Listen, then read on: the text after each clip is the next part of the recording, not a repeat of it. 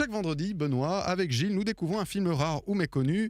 Et chaque vendredi, c'est la même question. Kiki l'a vu? Voilà. Le kiki de Gilles. Exactement. Aujourd'hui, je vais vous parler de Vieille Canaille, un film de Gérard Jourduy, avec Michel Serrault, Pierre Richard, Anna Galliena, Jean-Pierre Bouvier, Catherine Fro, Laurent Gamelon et Mike Janzen. C'est sorti le 6 janvier 93, ça a fait 161 000 entrées et c'est difficilement trouvable en DVD. Imprimeur de fonction, Darius Cohn recèle d'écrasants secrets, non content d'éditer de faux billets de 500 francs à sa convenance. Il a aussi commis le meurtre parfait, celui de sa femme. Personne ne le soupçonne. Mieux, il s'est lié d'amitié avec l'inspecteur en charge de l'enquête. Pantouf, Vieille Canaille.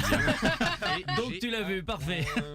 Qui l'a vu sinon? Non. Non. Personne. Eh ben on écoute un extrait. Je vais me lever et disparaître quelques instants. Si tu me suis, je te fais une pipe avant le dîner.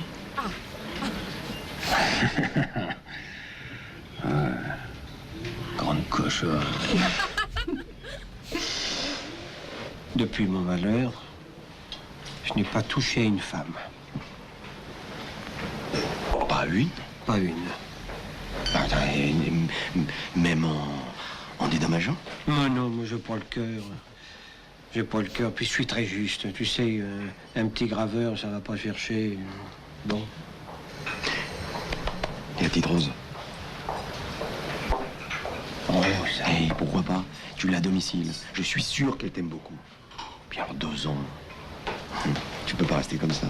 Non, moi, tu sais, Charlie, le sexe, c'est comme l'appétit. Moins tu manges et moins tu as faim.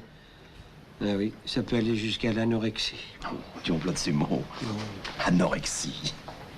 Excuse-moi, je suis en pleine dépression. Bon, on dit n'importe quoi. Comprends. Mais je sais ce qu'il te faut. Je vais te présenter des filles. Oui, bon, bah, hurle pas comme ça, merde. Moi, je suis pas fabriqué comme toi.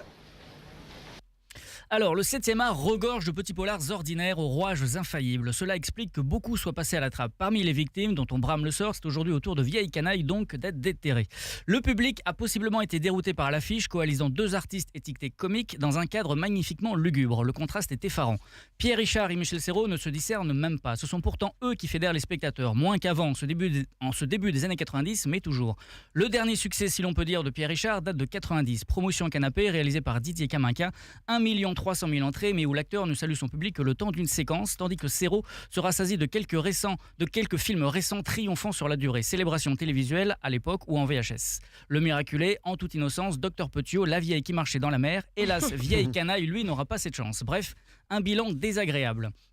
Évoluant dans une ambiance chabrolesque à souhait, le couple Richard-Serrault s'affranchit d'une complicité évidente, ce qui de surcroît amplifie notre trouble quant aux relations existantes entre leurs personnages respectifs. L'inspecteur a-t-il conscience de la nature profonde qui se cache derrière l'apparente impassibilité de son ami?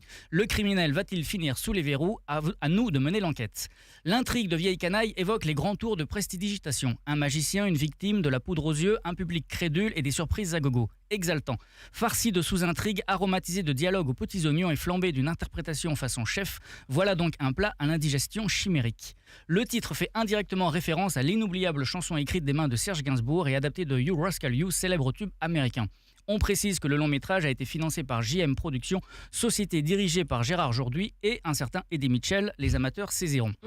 Producteur et cinéaste fécond, Gérard Jourduy est enfin celui à qui l'on doit les séries Chez Maupassant et Au siècle de Maupassant, régulièrement diffusées sur France Télévisions, ainsi que l'adaptation au format téléfilm de quelques classiques théâtraux ou littéraires, tels L'Avare avec encore Michel Serrault en 2006, Le Malade imaginaire en 2008, Le Bourgeois gentilhomme en 2009 et Le Beauf clandestin en 2013, tous 3 avec Christian Clavier.